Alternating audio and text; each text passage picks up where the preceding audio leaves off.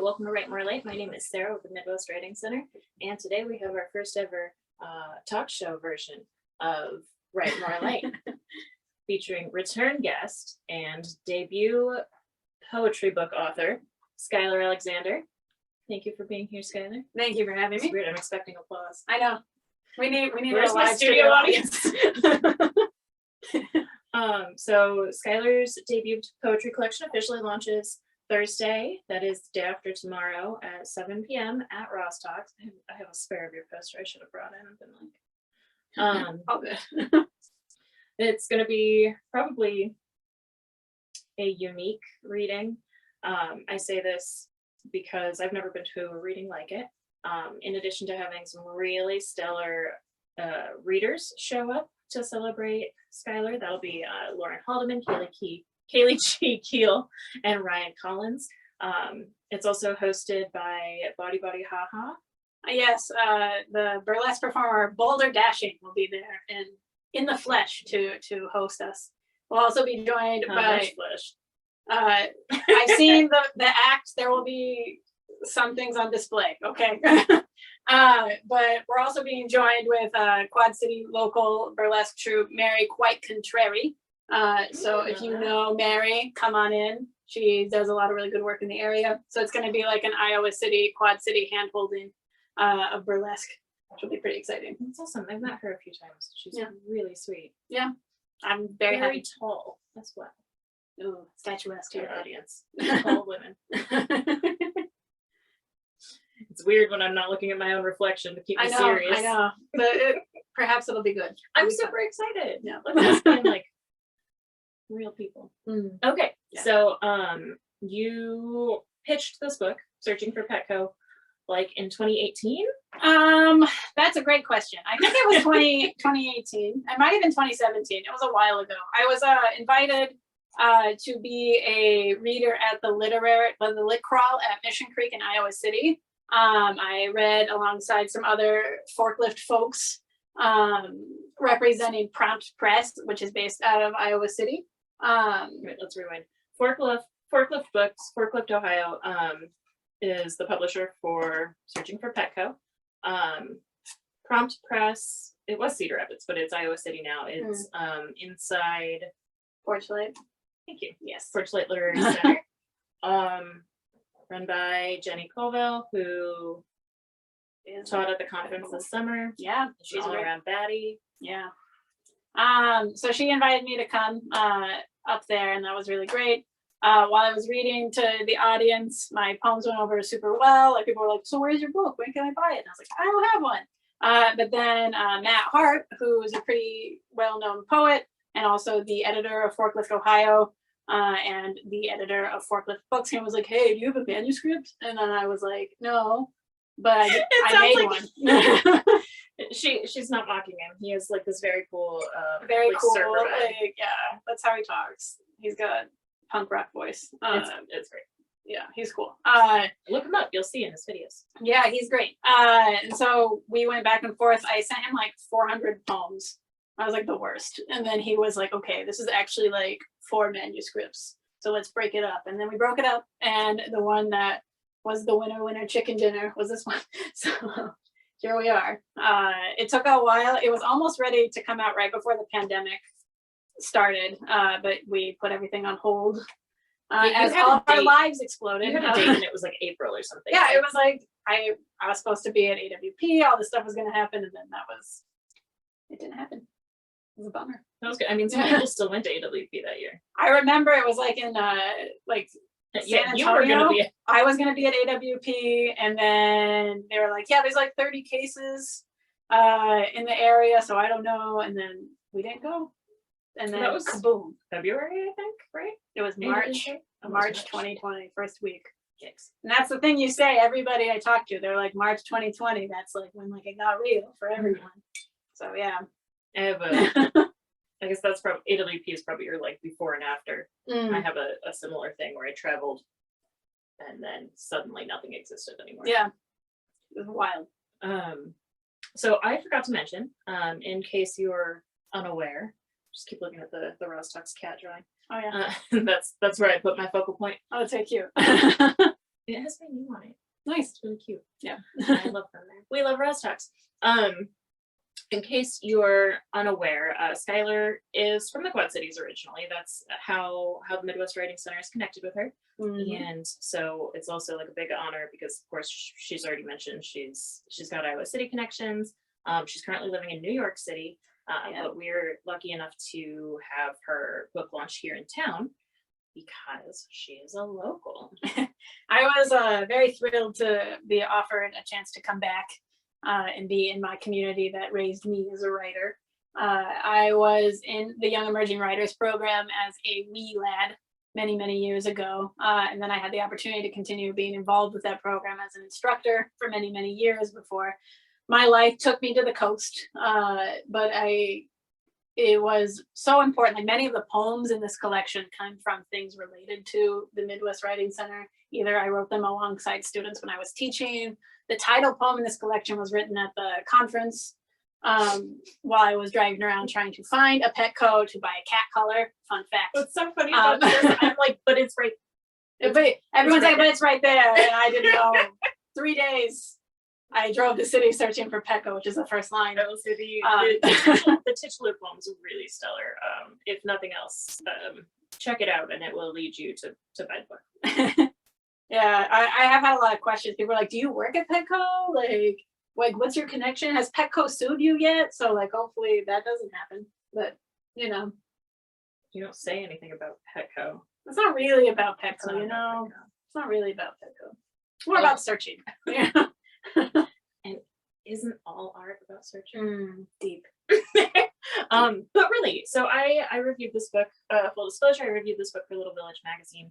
And so I have pages and pages of notes actually on more than one location because I read it as a PDF.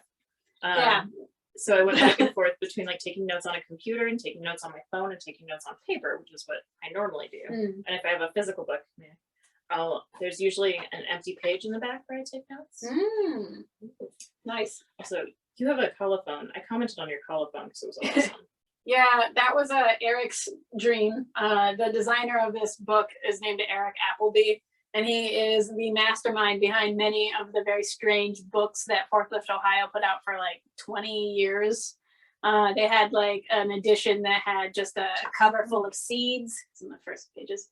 And then they had one that was like literally had brick dust. It like looked like a brick. I have that one. They I have the meat one. They have the meat one. Blueprints. I've got blueprints. The name badge. Yeah, they have a lot. And so he dreamed up these very strange things. Nothing is set in stone. That's what it is. Yeah, he's a bit of a dork, but I love it. So it says body text set in Scholar Latin, and he chose that because it looks like my name. My name means scholar in the old Scandinavian. So like that was how he made this decision. Cute. Titles are set in Acumen Pro semi-condensed and nothing is set in stone, which is like. So a colophone is a very nerdy thing for me to even know exists, but it's where you say what fonts you use and stuff like that in a journal. Yeah. I'm a book designer also by trade, so we went back and forth about this for like eons, I think. And I'm like the worst because I'm like, this is off by a pica.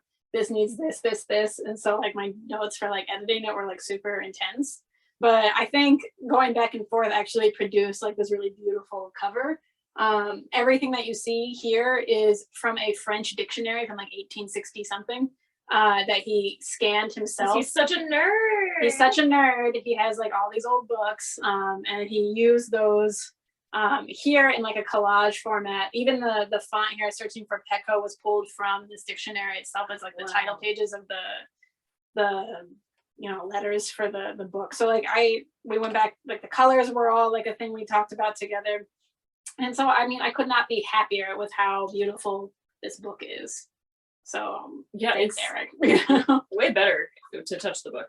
Yeah, it's like this pretty matte. But it's got all these pages. I know I sound like such a dork, but really it's different. It's different when it's a book. Yeah, And I guess that's why we make books, and that's the I point, was gonna right? say, I guess that's why I barely use my e-reader. Yeah, the physical. I got one as my like pandemic purchase. Oh, nice. Like, if I can't have new books, what will I do? Well, it actually is really great. Like, because I've been traveling. Like, my home base is in New York, but I've been like just traveling the I love country my and e-reader. internationally. I love it. And the only thing that I can read on is my iPad with like my Libby app and my like library card. And because I can't bring all the books that I would read with me, so Yeah, I use it.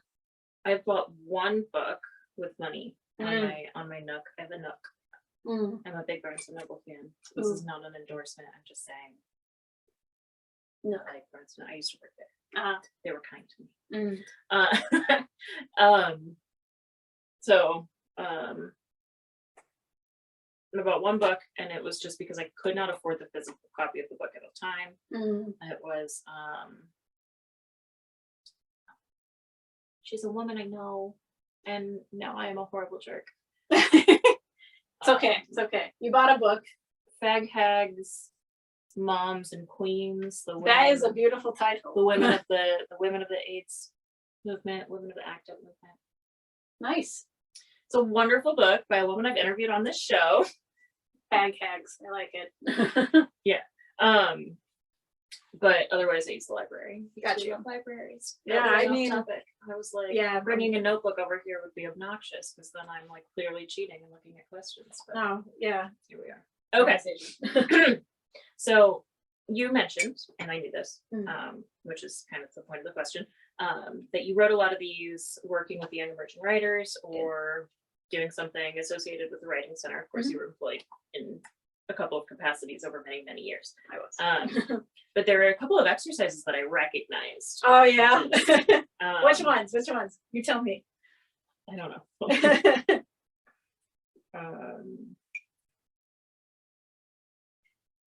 I don't know. I don't know my titles. Oh, okay. Well, I can help you out here. As far as what I wrote, I definitely wrote this. I knew that. This is a story that Ryan likes to tell whenever he introduces me to someone for some reason. As I was late to work one day because I called in and I was like, sorry, I can't come in. I accidentally made mustard gas and I can't breathe. And so he would introduce me to the students this way for many, many years. I later found out that when you mix bleach and ammonia, it's not called mustard gas. It's called chloramine gas. And that's why the title is no longer On Making Mustard Gas in Grandma's Basement, but I'm making chloramine gas in Grandma's basement. Doesn't have the same ring, but I really like it. The word chloramine is fun nice, to say. Yeah. I want to say my name is Millennial and I'm not okay. Feels like a prompt. It might have been. I don't really remember, to be honest, how And I know I'm particularly partial to make Foley Death Wish and Champagne Saber because so the Champagne Saber one absolutely came out of a prompt that Ryan did with kids for years and years, where you write listening to music. So it's just instrumental. You don't have any information about the song or anything, and then you just kind of write the impressions that you feel. That definitely came out of that. It was good. That wasn't what I was going to say. I was going to say because of Beholder. Oh yeah. You have your book back. Clearly, titles aren't jogging my memory. Beholder, I published several of these there also before they came out here. There was a wonderful little magazine based out of Seattle. Yeah, they were very nice people. I don't know if I ever gave you your physical copies. I have them for you. Oh, okay, cool. Also, yeah, sure. So I think that's a cool thing, right? First of all, that we have evidence of something that is important to me when I use this platform is to point out that there is life in the arts. That's very important to me. Yeah. I don't necessarily subscribe to the idea of career in the first place, but you see a lot of kids decide not to pursue the arts. A lot of young people decide not to pursue the arts because of financial reasons, and I'm very, very happy personally that didn't occur. I just knew I would be unhappy if I didn't. And I'm so interested in so many areas of study, but I knew I had to pursue the arts. And so it's really great to me to be like, look, we have a prompt and here's evidence that can take you somewhere. Yeah. Now you don't have to write for an end, as a means to an end. No art should be used as a means to an end if that's its sole purpose, right? Unless, that's a cathartic end. Sure. Asterisk. but it's really great to be able to say like, look, I did it. Yeah. I mean, I agree with you. I think even if your field of study takes you outside of being like a creative writer as a profession, there's always a place for writing in everyone's life. Like you need it, I think, to make sense of the world around you and to like sharpen your attention and just to like live fully and deeply with what's available to you. And like everyone, regardless of how you feel about various political things in the world, or like if you don't agree or disagree with like the people around you, writing gives you a way to understand yourself.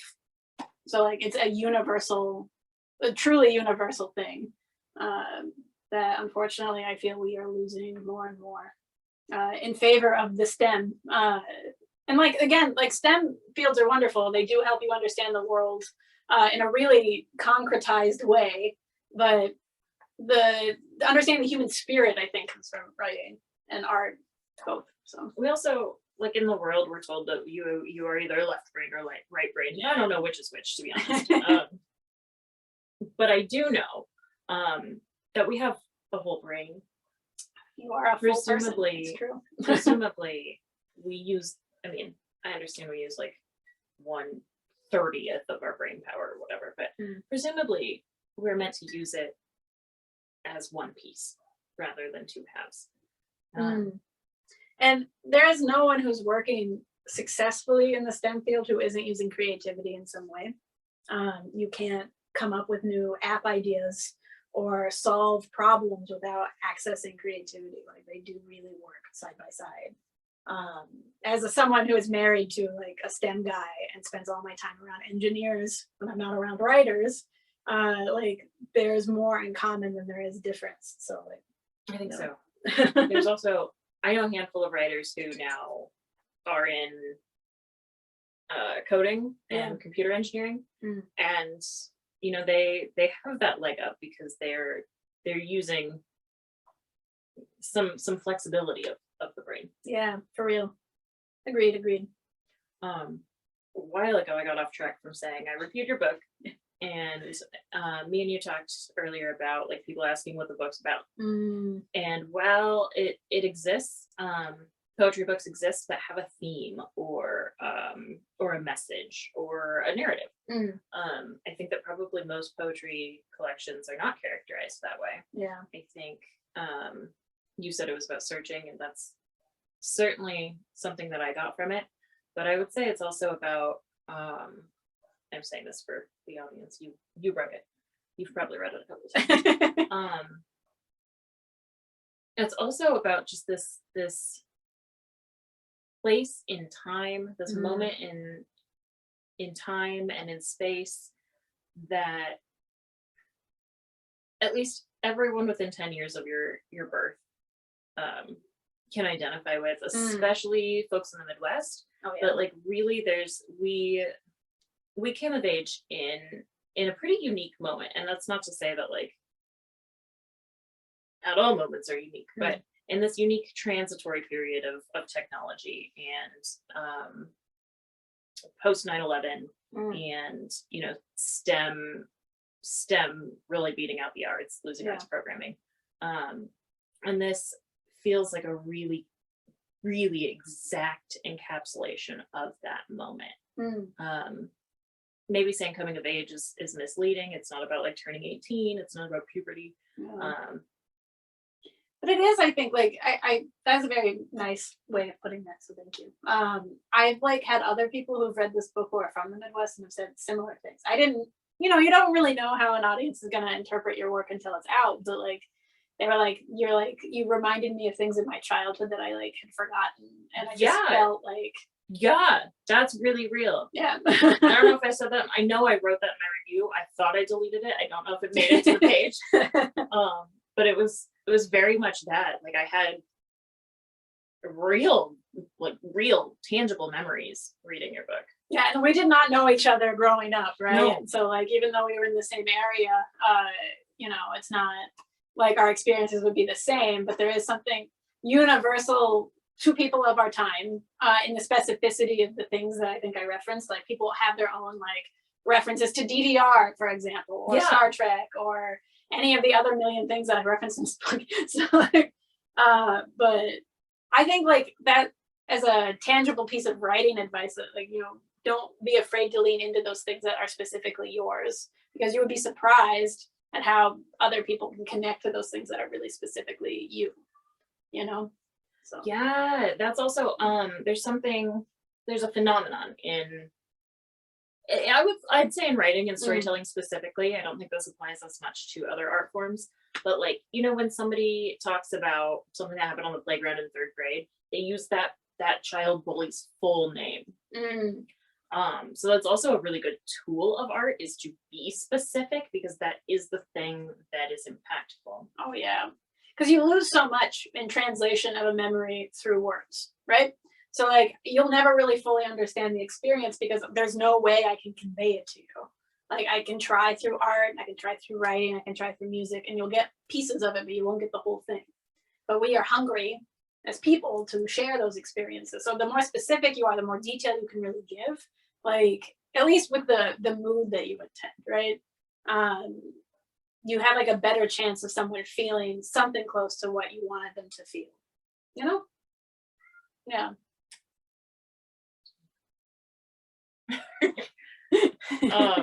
Yeah, I think I think you said it. Yeah, that's good. The only thing that I think specifically, I don't know that it's like specifically Midwest, but it is specifically grounded in Iowa in a couple of moments, right? You talk about Indeed. Iowa City, you talk about Davenport. I don't know if you talk about, I mean, other Chicago's areas. mentioned once, but generally it's like my experiences of being here and making sense of my life here. The stuff that I write, like since this book is also really centered in place, but it's in different places.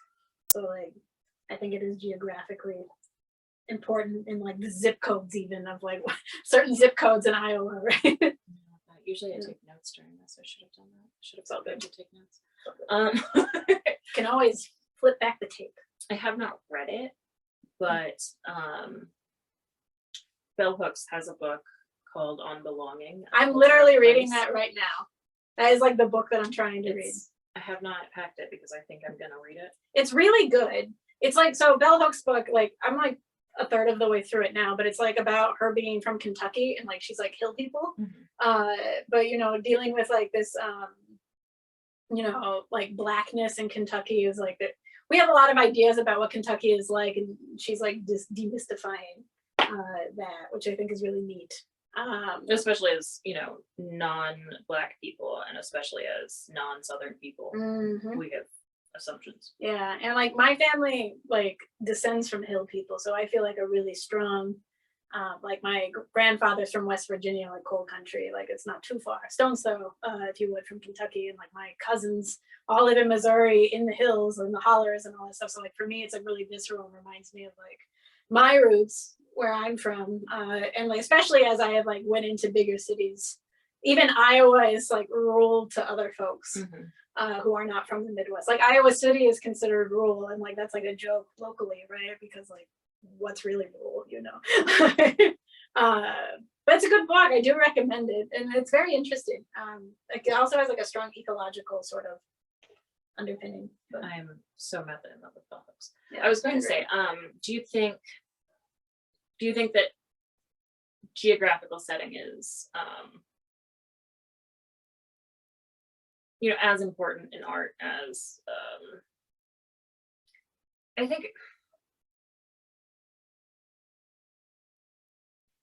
there's something about coming of age that really leaves a geographical location in your heart, in your brain, whatever it is. Yeah. But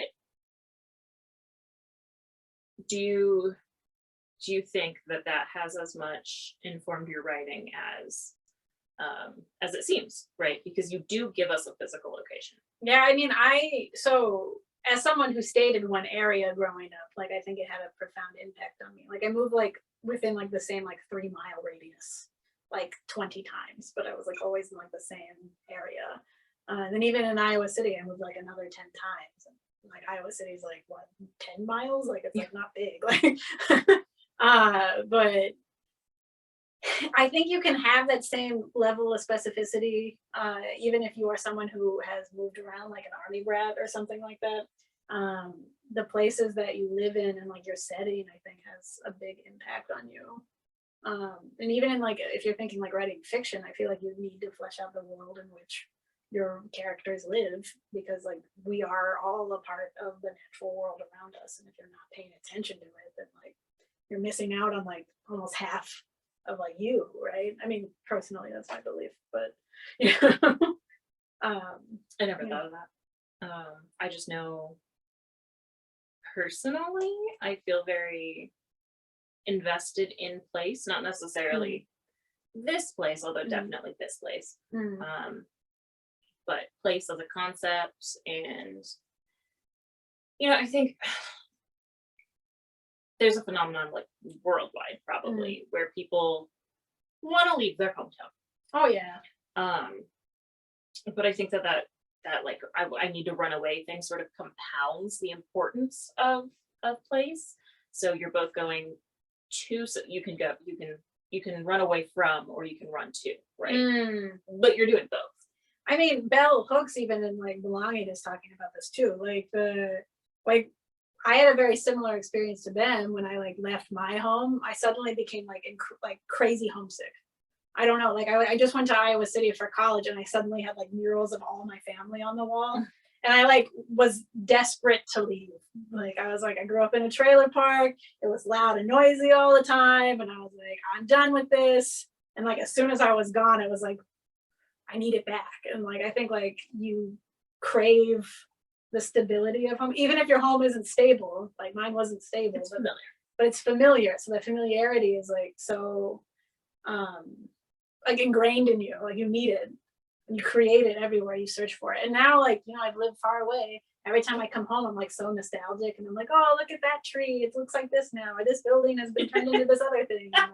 And it's like hokey as fuck. My spouse won't drive with me because I'll be like, that used to be woods, and that used to be woods. Yeah, man, I get that. There are so many car dealerships. Yeah, that's true. They used to be woods. But there's one specific neighborhood near where I grew up, where like the bus I took to school would go through this neighborhood. And it was two farms, like here in the city proper, in the city, in Davenport proper. There were two farms, and I mean, it was not the outskirts of town, but it was not, but it was close. Yeah. The town kind of expanded beyond it, and like yeah. I know. When I was real little, where I lived was like the edge of town. Yeah. It is not anymore. Yep. That's sprawl. I don't know why I'm acting like it's a secret. I don't live there now. I grew up on Jersey Ridge. Oh man. So when I was little, it was the edge Ridge. of town, and then Target popped up. I remember Target opening. I wanted to meet Barbie. I didn't meet Barbie, but I did meet the guy who played Maxwell Sheffield on The Nanny, and that was a good. Can we ask for more in life? I mean, really. Than like nanny women's. I mean, that's pretty cool. Anyway, so my bus went through this other neighborhood, which was housed, and it was mostly like single family homes and whatever. It was not the edge of town. There were two farms there and a lot of woods. And now those two farms are gone. There are two housing developments and two car dealerships there. Yeah. And that's really jarring for me. Like I don't recognize the street when I drive it. In fact, the street used to end, and it doesn't anymore. Wow. There's something poetic about that. I was just gonna say where the sidewalk ends. It's like the road continued. That's nice. There's so much, like, I mean, change is healthy, and like I think about like so many small towns dying also, because like people are leaving them for like bigger cities, and like as someone who moved into a bigger city, I gotta tell you, like there are problems there too. If you don't like the smell of piss and trash, don't move to New York, right? Like it's stinky all the time. But like there's a beauty to expansion and like things being developed, because it means that town won't die. Because like once like people my grandma's age all die, like a lot of these small towns are gone. Like churches are going, and like not that I'm like super religious or anything, but like churches were But the those are city epicenter centers, yeah. of such small towns. Like they did everything, and like once those closed, then like towns like dust in the wind, you know. There's a really lovely, horrifying book called Zoo, Nebraska. This is a Zoo. you recommendation. Okay. I don't know about the rest of the world. If you liked Tiger King, you'll be interested. Oh man, There's no thinking of March 2020 flashbacks. Yeah. Remember I read it Remember that? I read it at that same time. I did not watch Tiger King, but Sam was watching Tiger King while I was reading this book, and it was really weird. So there's no Joe Exotic, but it's about roadside zoos, and it is dramatic and sad, but it talks a lot about how these towns disappear. Yeah. But I think no matter what, place leaves a really intense effect on people. They just maybe don't talk about it. Yeah. But I do feel like it is essential, like as like your coming of age story, to leave wherever you're from and like go see other stuff. Cause like if you're staying in your same small town, it's not that you can't get exposure to like the greater culture. Like I mean, we have the ability to beam it into our houses now. But No, I think so too. but you need to go see that there are other people who are different from you. And of course that takes time and money, and there's a lot of privilege involved in that. But I also think it's essential to like personal human development to leave home. Yeah. If only you- to come back. Yeah, I came back. Here I Yeah. am. Yeah. But there's, wherever you go, there you are. But things around you are going to be different, and that I think inherently changes you. Yeah. Osmosis. You just absorb. And I don't mean for like vacation. I mean like for a year Yeah. at least. Yeah, for sure. I don't know. I know that teen Sarah would try to end me before moving back to quad cities. Yeah, I mean, teen Skylar, as much as she appears in here, like she was dead set on being like something else than grown-up Skylar became. Oh yeah, and I'm super super thrilled about my life.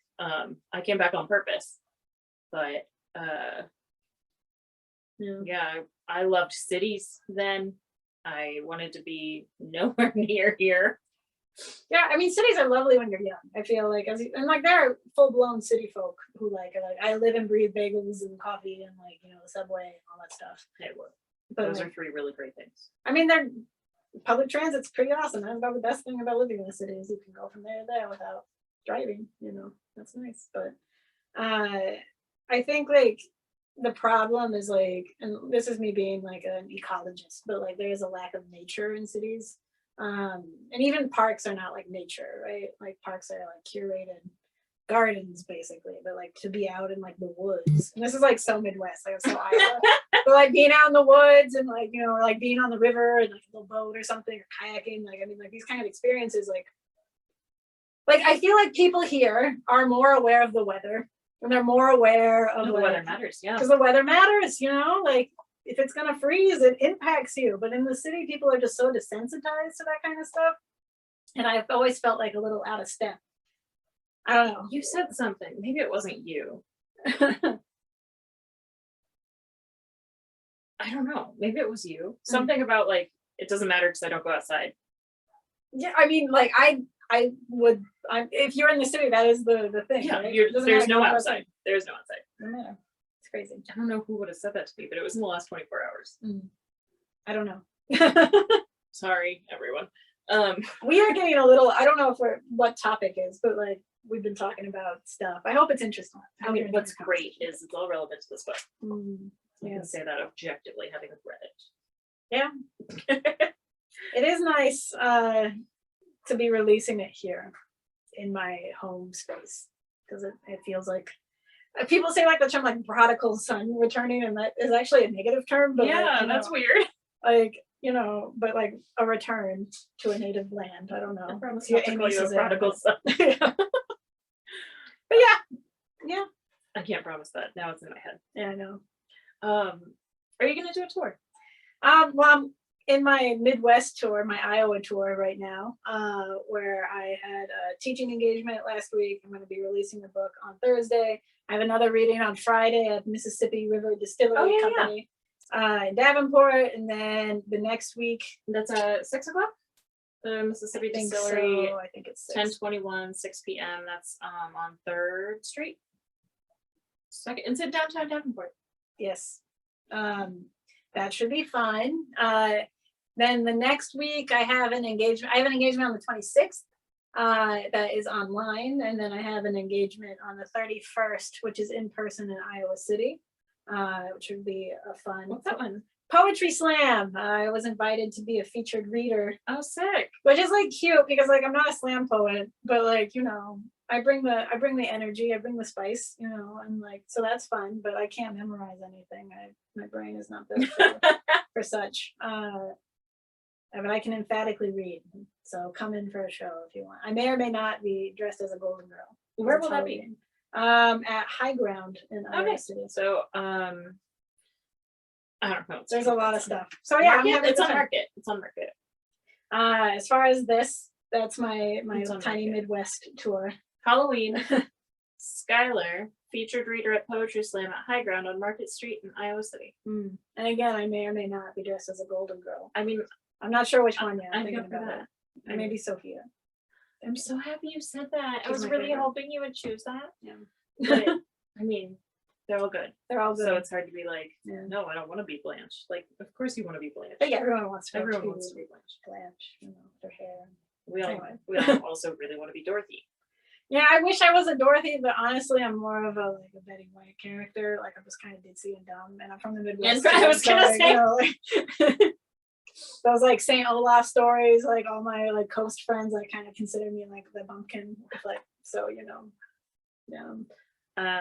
My favorite quote from Golden Girls, for whatever reason, it's not like an inspirational Dorothy quote. It's a rose. It's you can lead a fish to water, but you'll have to walk really fast or he'll die. Oh God! If you haven't seen the Golden Girls, get with it. It's a mistake. It's a mistake. It's like as far as like new work I'm working on, I've been moving into essays and I'm working on a friendship essay. I gotta tell you, the Golden Girls are there. They're like a pinnacle of friendship, right? So like, Thank you for being a friend. With that sung segue, let's talk about the liner notes. oh yeah. Okay. And it's ironic that you handed me this mug today. It says I have measured out my life in coffee spoons. T.S. Eliot. Okay. When I was a wee baby, I read The Wasteland and I went through all of the footnotes, like those pretentious ass footnotes to explain every single reference that he made in The Wasteland. And I went through and I annotated them, and it was like my first on my own experience of doing that. Yeah, I mean, I was that kid. And so when it came time to do this, I also wanted to have like some sort of reference for any intrepid young scholar, perhaps younger than me, who doesn't know what all this millennial shit is. You know, they can go back and they can like learn and expand their knowledge. So like in the back of my book, I have these liner notes to kind of explain some of the references in case Let's you talk don't know. about what liner notes are.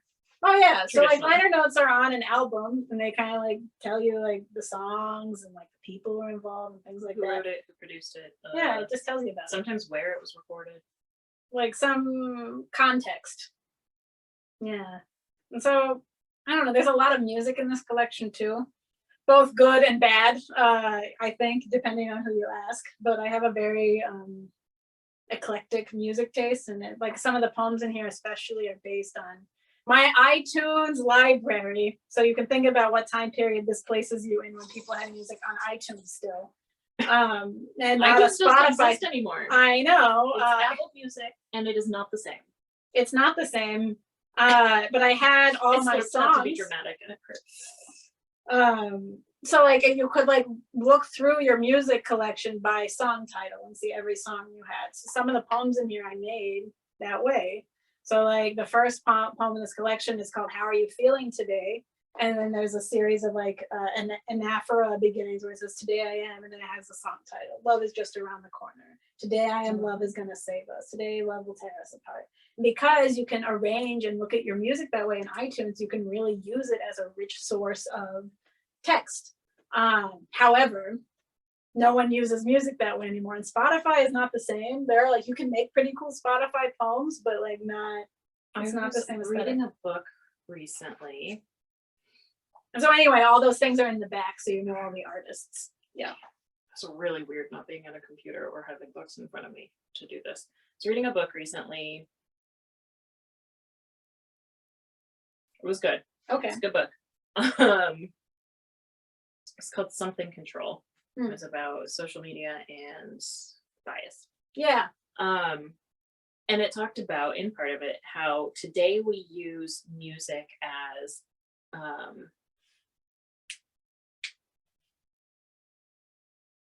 environment, as atmosphere. Yes. And don't listen to music. We accept That is so we accept the pre-made playlists and we put them on based on what we want the mood to be, but we don't engage with music. Yeah, and like in the last like 2 years, I like almost stopped listening to music because of this reason. Which isn't on purpose. And it's like not I might doesn't put make on us like bad my people. chill hop, whatever, like just like noise. But when it comes time to listen to an album, I'll actually put on a whole album now and listen to it like beginning to end. Because I feel like with like shuffle culture and like it's not even a mixtape, right? Spotify, like if you have like a free account, just like plays things in a random order. And so there's no like thought to how the songs are interacting with one another. And like you can make a really like dope playlist if you like have time and you have a premium account. But as having it just be like this constant noise, you almost don't hear music anymore. So rather it's like I encourage people to actually like devote time to like listen to an album, because like when is the last time you did that, fellow reader, listener at home? Like no one does that anymore. It used to be the way you consume music. That was something that I really loved, actually, in particular, about you having liner notes, is that it adds to the experience of this is a physical work of art. And also, reading that book, whatever it was called, Something Control. I'll put it on the caption. It'll be fine. But that's so real, right? And that's not. Lost my train of thought.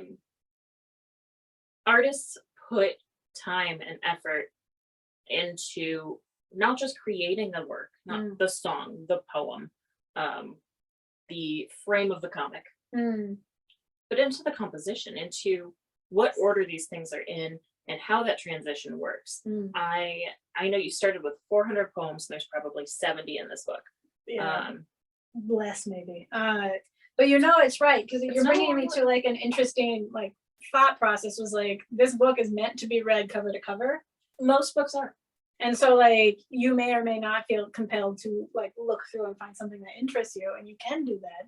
But like this is a narrative collection. It tells a story of a person doing a thing. And that's something else that I really like to talk about when I have the opportunity, which is that all books are to be not like choose your own adventure.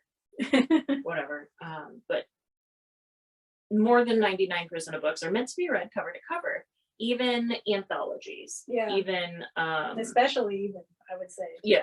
Every once in a while you'll find an anthology that's done by genre or something, but even then within the genre they're doing it intentionally. That kind of drives me nuts, because I need to have it broken up personally or I lose attention. I get you. But especially anthologies. Somebody is sitting there and curating you a playlist of stories or poems or whatever. Literary magazines. Well, I work in literary magazines for years and years and years, and like we think about how these two pieces juxtapose each other. Like especially as a designer, time on it. A long time, crazy amount. Like how are these heightening each other? How are they telling the same story but from different perspectives? Like people ask those kind of editorial decisions. So like. Yeah, you can read around and just find the person but like maybe don't, or do that and then start from the beginning. Like it's cool that you're supporting your homie, but like there's more to it, man. Oh yeah. I wanted to say, so there's also something about playlists. Ryan talks about this a lot, that even a mixed CD requires more time and energy than a playlist. Because you have to put everything in order. You have to think about how much will fit on this, because it's a CD. A CD is 80 minutes, I think. And a mixed tape takes hours. I like recorded mixtapes, hours you and know, and hours it's like and hours of off time. the radio, you know, it was So you have like, to damn. make sure you start and stop at the right time. You have to make sure everything's in the right order. You don't want to cut anything off.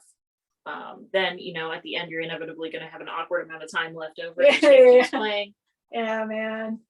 Oh, kids these days don't know, you know. But you know, they have their own really interesting ways of interacting with media that I really enjoy. And that's what life is. And I mean, as a collection is, I think, like a product of the way we interact with the things that come before us and make it our own. Like a lot of things in here like are not my generation, but you know, we claimed them, and now our kids, or like people our age with kids, like they're claiming the things from our childhood as theirs. And I don't know, I think that's beautiful, and it keeps things alive and always relevant, you know. Yeah, there is a poem called Elegy for Skate Park. For context, is about the skate park that used to be, I think, in Eldridge, Iowa, where I went to high school. I spent a lot of my middle years. You are country. I'm like mad country. Yeah. That's true. Yeah, also there was something in here that I was specifically looking for in your liner notes, which is that like you're referencing a lot of things. So these are not just songs, which liner notes, right, takes Typically its, are. its etymology is musical. But you're also in here, you've got you reference Call of Cthulhu, you reference Tolkien's The Two Towers, Alan Moore's graphic novel Watchmen, 1984, the song Let the Bodies Hit the Floor. I'm clearly reading this out of order. Sorry, that gets stuck in my head. I'm gonna regret it. I know. My Little Pony. I saw Hasbro and I was like, Frogger? As if I didn't know better.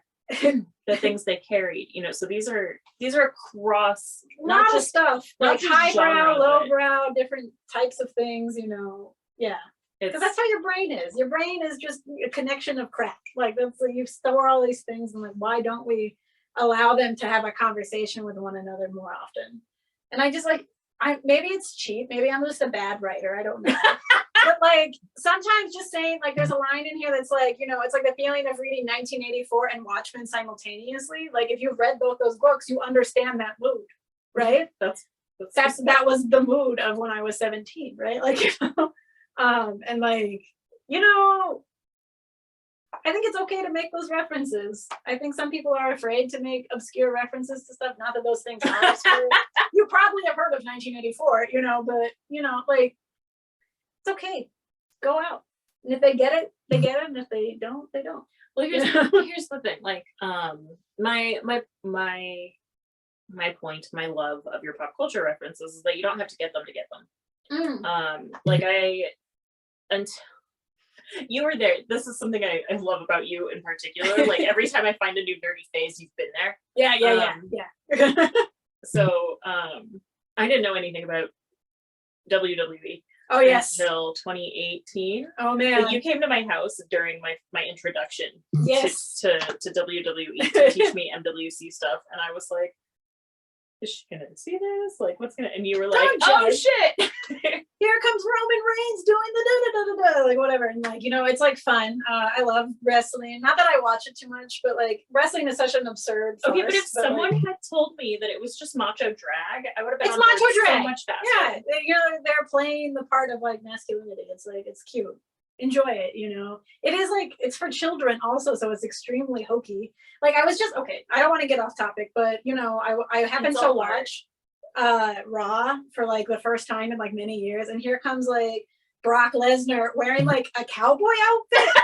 I'm like, this guy used to be like a UFC fighter.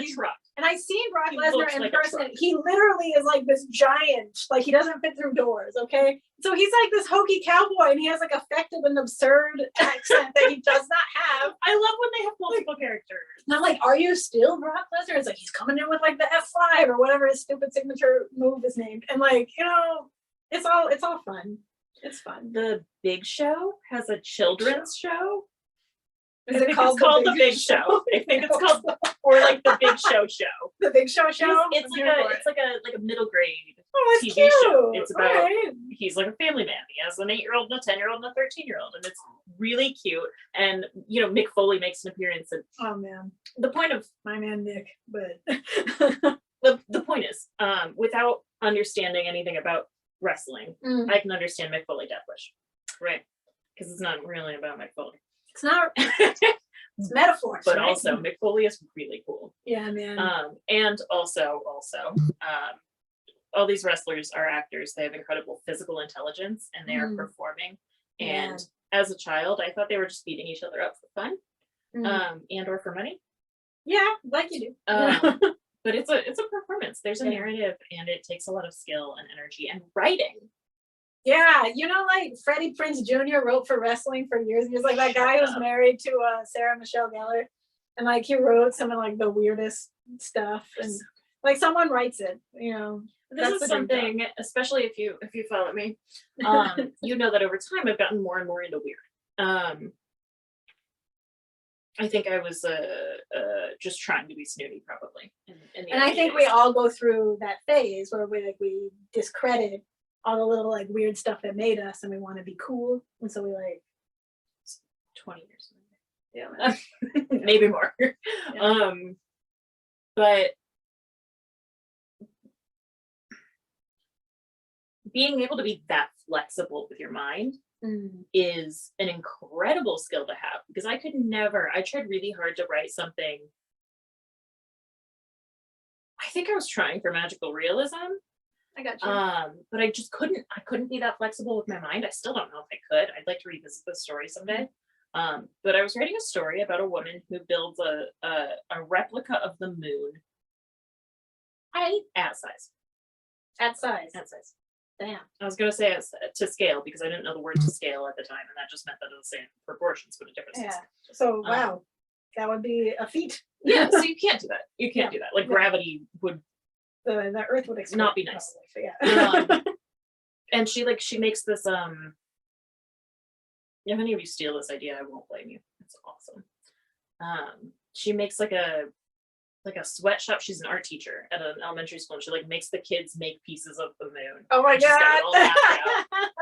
out. But I couldn't do it because I kept trying to figure out how it would work in real life.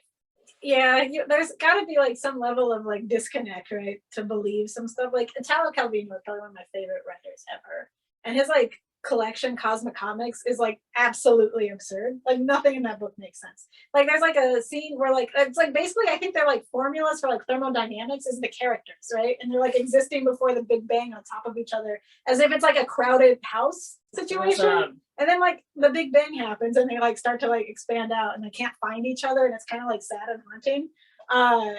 And like there's even like a story about the moon that perhaps you should read as inspiration for like your moon story, where like there's like they just like eventually like it was really close to the Earth, so they get a ladder and they jump up there and they get stuff, and then they come back down like after they mine things from the moon, and then eventually like they can't, like it gets farther and farther away and they can't come back. But That's awesome. yeah, I mean you have to like just let go. Yeah, I was trying to use, and everyone in the world knows that I take so much literary instruction from Joe Mino. He's excellent. I took a lot of teaching instruction from Joe Mino. Yeah, he's so good. Hung out with him recently because his new Nice. book came out. It's, I think, probably his best book. It's so Wow. good. He says he loves the writing center and will be back. So something to look forward to. That That's makes good. me- We should do this. This should be our thing instead. Anyway, his short stories are super, super incredible and imaginative. And this is true of his novels too, but more so in his short stories. So he has a short story in which people just own tiny wild animals, like Aw, tiny elephants, tiny giraffes, so cute. like teacup size, right? And he's got a story where people are literally turning into clouds. Clouds, Clouds. not clowns. Clouds. Clouds. Okay. People turn into clowns all the time. And so I was like, what is just, so I figured, because this is what I do. I try to figure out the elements so that I can do it. And I was like, okay, so all this takes is one strange thing. Yeah. You just need one strange thing to do something wild. So I was like, okay, the thing is going to be the moon. Yeah. I wonder, like, okay, I'm digging. I want this sweatshop moon story. I don't know about you, because you can write also about like low key about sweatshops, right? But low key also like some sort of like emotional like thing, right? Like, cause like weird supernatural realism sort of stuff, magical realism. Like, there's also always like a human element that is like universal Yeah. and like you can grasp onto. It's it. required. You have to, because otherwise it's just a weird story about like the moon, right? But like if you can make it something human or something like we all feel, then they'll follow you to the moon, if you would. You know? It just, yeah, I still can't figure out like what, Mm, like how to not care what happens, I think. How to yeah, let it happen. yeah, that's Like, are they gonna shoot it's it like into letting go of space, the or- wheel in that scene from like Fight Club, where Mhm. like he's just like lets it go off the road. Can you let it really go off the road? Like, I am a little bit controlling. yeah, I get you. My normal fiction is my normal fiction. Mm. My fiction that I tend to write is like very real life. And I can let that go where it wants to go. Because I believe it, I think. Mm. Yeah, I'm learning so much today. it's good talk, good chat. I like it.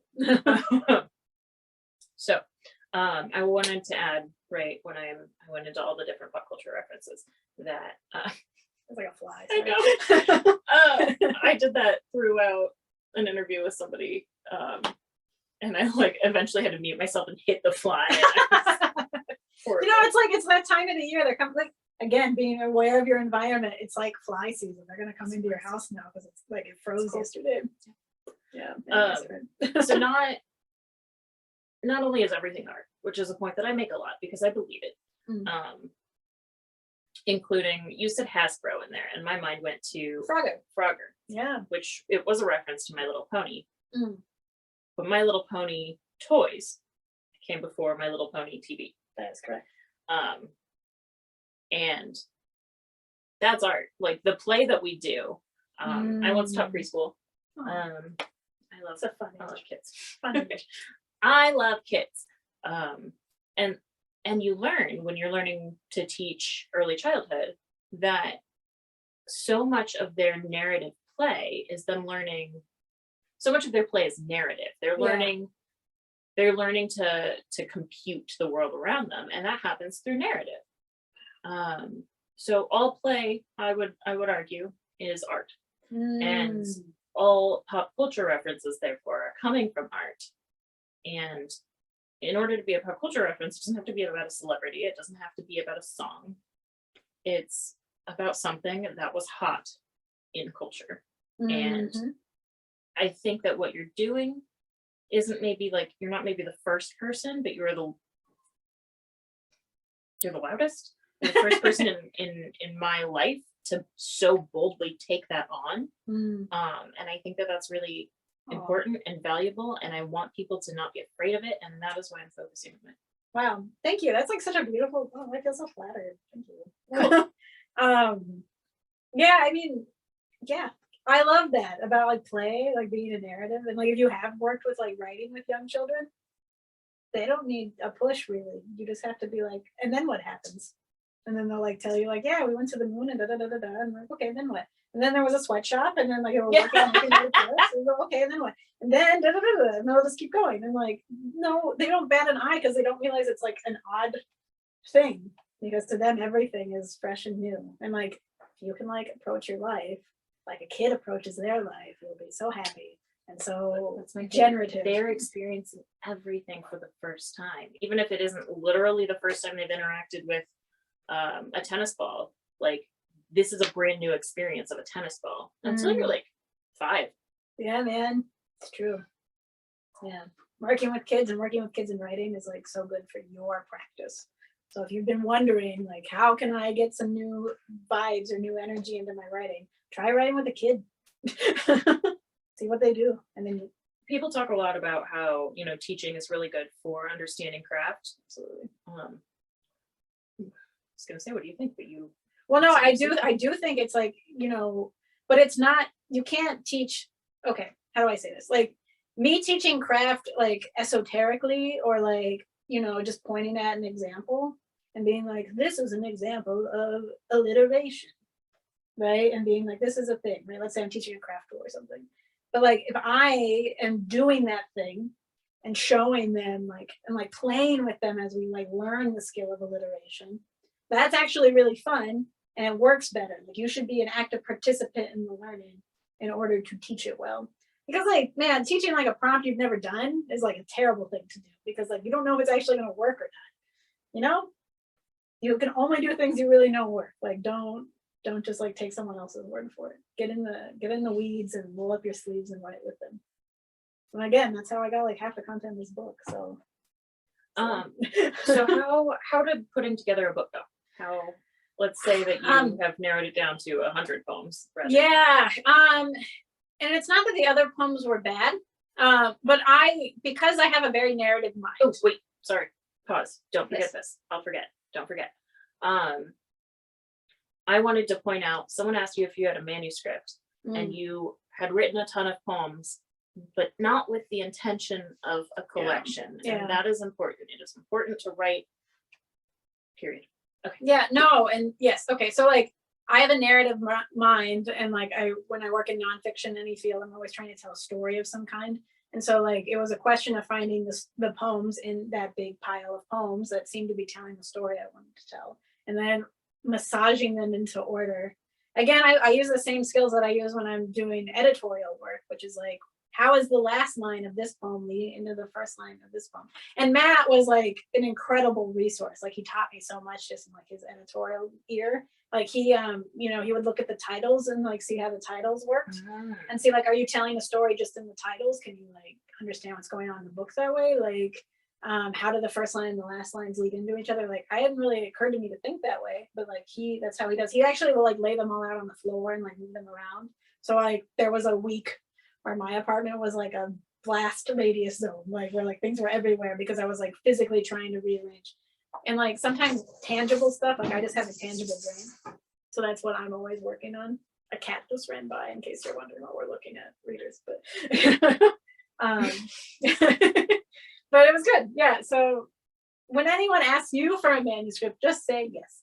Yes, Oh, I have a for manuscript. sure that. Figure it out afterward. Because like don't, you know, Matt, thank you for thinking about me. I don't really have anything I've written, so I'm just gonna say no to the opportunity to publish this book is a thing that you would never say, right? So bullshit it until you have it. Yeah, and it's not like, I don't even think that's lying, right? Like she had 5 times. Yeah, and I mean there's a whole other manuscript that was in there that's done, that's just sitting. That's awesome. Yeah, if anybody out there is looking for a new book to publish, you know, what's it called? It's called Of Violets. It's about domestic violence, and it uses a lot of found text from like an old cookbook from like the 1600s. So there's a lot of erasures and interesting like stuff. Also about like carving of meat. Like I'm a vegetarian, like but I'm kind of interested in how people talk about meat. And so using the metaphor of like cooking and like preparing meat has like a domestic violence So cool. Can I see personal it? narrative. Yeah, of course. Have you read Night Bitch? Not yet, but I couldn't plug it more. Rachel is amazing. She's taught at the conference in the past, Rachel Yoder, and I worked with her through the Iowa Youth Writing Project back in the day. And I just really like, I've read excerpts from it, like that have been available, and it's really cool. I think if you are a parent, like that's the time to read that book. I think I think like, read it before you become a parent. prepare, like maybe this is what it's gonna be like. You may or may not turn into a dog. Like you know. I'm not a parent, but I have helped to raise many children, and it so highlights very, very like things that I have experienced without having born children, without having Birth, born, without bearing any. yeah, okay. Where like you can be so in love and be bored out of your mind. Yeah. But like out of your mind. And That does appear to be what happens in that book. So, so yeah. maybe a cautionary take time. tale, perhaps. But no, I mean, it's like interesting, like her, because like, you know, I don't know Rachel super well. Like, I wouldn't say we're like buddies, but like we know each other professionally at least. And like, it was like interesting. I remember like when I first met her, she had like just had her baby, and she was like struggling, you know, to be a creative person and have a baby and like work and like all these things. So that of course is a And very that- real thing. Not having adult time, losing your Mm. identity because your identity is changing. That struggle, I mean, like, is what made that book feel real, right? Even though it is clearly not, right? But I think like it's a. You don't know, you're not a parent. I mean, maybe you do turn into. I'm like an animal, pretty I don't know. convinced. I'm pretty convinced there's a secret society and she's Of like what? getting shunned from them. Yeah, they're like she's let the like Illuminati bag out, you know. She's the Illuminati magician who bag, let yeah. let out the secrets. Yeah. She revealed them. Yeah. Yes. The magician. We're mixing our metaphors a little bit. This is Uh, what it takes a minute, you know, rusty. It's coming. It's coming. Okay, do you have any advice for folks wanting to put out a book of poetry? You know, I have to say that like having a book out has opened so many opportunities to me that were otherwise unavailable. You know, I get asked to teach stuff now because I have a book. Getting into grad school is a lot easier because I had a book. But it is difficult to market and to sell poetry books. So like real practical advice is really think about like touring. And this is from Matt. Matt told me this. Like you sell poetry books in person. You read and someone likes it, and they're probably also a poet, and then they buy it. And that's your community who you're selling to. Whereas fiction moves, and nonfiction moves too, but poetry is really a thing that only is like a small community of people, and like they sell to each other mostly. And so like support the poets in your community, and then in turn they support you when it's your time to be the person on the stage. I used to think really highly of myself as a non-poet who buys and reads poetry, but reading poetry has caused me to write poetry. Yeah, I mean, it's kind of like an infection. You like get it in your blood, and then it's just there forever, and you start writing. Like poetry is just like I mean, I write prose also, but it is very poetic prose. I think it's just an attention to the line. And if you have a good attention to the line, you can write anything. It's how we begin teaching in YEW. We start with poetry because it is the easiest place to like teach, like just attention to like word choice and all that stuff. And then you can expand out into prose. Maybe your experience is different because you were like a prose writer who came to poetry, but like that was always me. I've been accused of writing prose poems and lyric essays. I do write lyric essays. I will own that. It's a compliment. Both of those things are compliments. Essays are dope. But it didn't feel right to me just because I don't have the confidence to call myself a poet. Like good poetry is so,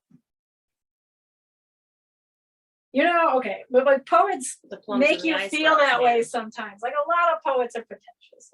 And this is not a pretentious book of poetry. I will tell you, it's not. It's really not. Not Okay. pretentious, Um, accessible. You don't have WWE appearing in like, I don't know, like the Paris Review. Okay. Like, you know, where like the highest, fanciest stuff lives. But that being said, like, you know, Dean Young read this book and loved it. So like there are people out there, which is cool. No big deal. No big deal. Before he passed away, unfortunately, I really wanted to thank him, but like when am I gonna run into him? But he's a friend of the publisher, so it worked out. But anyway, so like my point is like poets can make you feel isolated, I think, in a way, because like, and maybe it's not the same in like slam communities, but like in like the highfalutin like Iowa City workshop, like you can feel like left out. But if you're good and you work hard and you tell true things, people resonate with that, even if they don't usually read poetry. People resonate with what's true. And it doesn't have to be true in the sense like it actually happened, but it has to have a feeling underneath it that feels real. You know? Yes. Yeah. I think though I am so affected. I think what my issue is with writing poetry or being willing to write poetry or willing to fail at writing poetry. You have to be willing to fail. Agreed. Is that I am so affected by poetry that the idea of stepping into that space is just overwhelming. Yeah, I feel that. I haven't been writing too much poetry lately because like poetry is how I process like terrible things. And thankfully, I haven't Yeah, I had was a lot gonna of say. terrible things happening to me, and I've been doing pretty good. Life's okay. Life's all right, you know. And now I can write like fiction again. I'm like, whoa, things are all right. I can write a happy story about someone doing something, you know. And that's good. But like, I feel that like poetry is like therapy, and you don't always want to be doing therapy. You know, sometimes you want to just be fine. It's just so magical that I'm like an interloper. Mm. I Well, really we're love happy to have poetry. you. And like, man, just people who like come to poetry readings and like listen, we love you. Thank you for, you know, coming. It's nice to talk to someone who's not like your friend already, who's there, you know, you're my friend, but like, you know, generally speaking, you know. And you don't talk to me at events. And I cry. Mm, No, not that. okay. Okay, All right. anything I left out? Anything you want to add? I don't know. I think we've had a nice and thorough conversation. There's a lot of stuff in here. If you you know, I encourage everyone to read my book, even if you feel challenged by references to youthful things. There are like, it helps you understand a different perspective. Yeah, I and can that's say true of too. It's really accessible. You're not gonna wonder if, and I would say that probably if you're having this particular problem that I'm about to describe, the poem's probably not great. But you're not gonna wonder if you got the point. And it is also, while I've said it's universal, it's also very specific. So like you will learn something. Yeah. I mean, yeah, I agree. If you wanted to know more about skate park in Eldridge, Iowa, I got you. If you want to know about like what it's like to share a Netflix account with somebody who may or may not have assaulted you, you know, that's like I got that story That poem too. is so good. I like it. That's a good one. I remember when I read this, I was like, it's okay to laugh, and then because like it's about trauma, but we like don't let like people feel like uncomfortable laugh. It's a funny poem about trauma. Okay, and so like afterward, like a lady came up to me and was like, "Thank you for giving me permission to laugh because I didn't know that I needed that." And I was like, "Yeah, man, It is also like funny. Life is funny." all the time. definitely not unique. Mm, Like it's when you're in that position. and yeah, you're weirdly enmeshed with people, and like what a millennial problem though, you know. It's like, do I like kick this guy off or not? You know, like, yeah. And you want to say yes, obviously, but then you're like, but that's like a real move. Yeah, man, to not share your, And people Yeah, know they've accounts. been kicked off. They might Mm. call you and ask why. and that would be like the worst, right? So that's it right there. I don't want to have that conversation. There's a way to block the number. That didn't occur to me. Yeah. Didn't occur to me either. Yeah, it never occurs to Now me. you know, if you're in this situation, Block the number. just blocking. I like to end with a prompt and then do it with the video audience. Oh, We're not wow. in the position to do that Yeah. here with no notebooks. Do Okay. you have a prompt in mind? I have one, but if you had one, that would be better. So the one I've got is, I'm gonna remember it because I want to write it really bad. Okay. I could share a way one of these poems was written. I kind of mentioned it already. We'll give you two. You give one, I give one. You take whichever one is working with you today.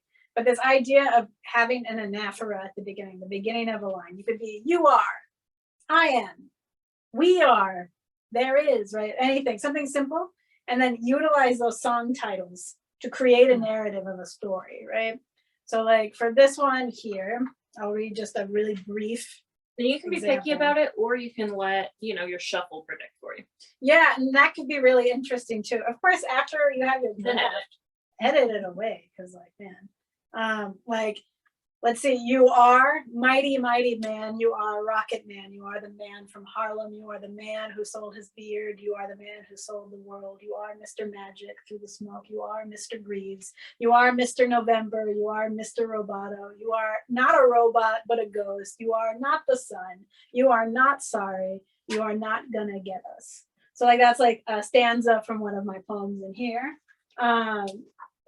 Those are all song titles that have been arranged in a way to kind of describe someone, right? If you're, for whatever reason, not in a position where song titles are accessible to you, you can use road signs with book titles or movie titles. I love those spine poems. Mm-hmm. People like arrange the books in an order and it's like a poem. Those are fun. Maybe that's what I'll do. You could. I might do that when I have a bookshelf again. Yeah. Okay. Next, sorry, that wasn't like I was trying And to you're done. No. stop. That was my brain connecting. No, you're good. Your socks are super cute.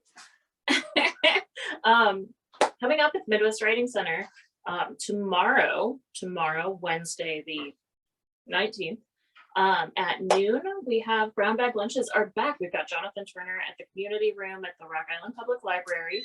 The community room is on the second floor. We're doing it there so that we have space to be safe, to spread out, to have this intimate lunch hour without being so intimate that it's yucky. So bring your lunch, hang out with Jonathan Turner. He's promoting his new book, 100 Things to Do in the Quad Cities Before You Die. Oh, that sounds fun. It'll be fun. He'll sign it. You'll learn about the place where you may or may not live and cool things to do. Honestly, I'm excited to find out what there is to do. That sounds maybe horrible, but also Hey, very real. there's something everywhere. Like, if you don't know about Makokata Caves, like, Go to the you caves should and know don't. about Makokata Caves. Also reference in this book. Heck yeah. Yeah. Then Thursday night, the 20th at 7 p.m. at Rostock's, Skylar Alexander book launch, Searching for Petco, pick up the book, meet Skylar, meet Lauren Haldeman, meet Kaylee Chi Keel, meet Ryan Collins, meet the stars of Bawdy Ha Ha Burlesque and Mary Quite Contrary. You're going to see a real serious show. It's going to be a really dope night. They also have dope food. Yeah, man. It's gonna be good. That's going to be, I wouldn't miss it. I'll be streaming it, but it's not the same. It'll be on right here, youtube.com/Midwest Writing Center. Then Saturday, the 22nd, Sal Marici has a workshop at I think it's in the Midwest Writing Center HQ, which is also in the Rock Island Public Library, downtown branch. I'm going to say at some point here. It's not coming. Okay. 10 to noon, you can join us. Sal is a really excellent poet and a really excellent teacher. He's got a gentle touch with his teaching style, and he's really empathetic. This workshop is on balancing tension, so that's not just how to build tension, but how to release it in a way that is effective for whatever it is that you're writing. This will be relevant to poetry and prose, and Sal's a cool dude. He is indeed. Love his hats. He's got a great hat. Yeah. Sal also lives part-time in Florida, so this is an opportunity. He's not always here, so it's a good one to do. As always, thanks for joining us, and please go forth and write more light into your life. I'm gonna walk toward the camera. It's gonna be great. Goodbye.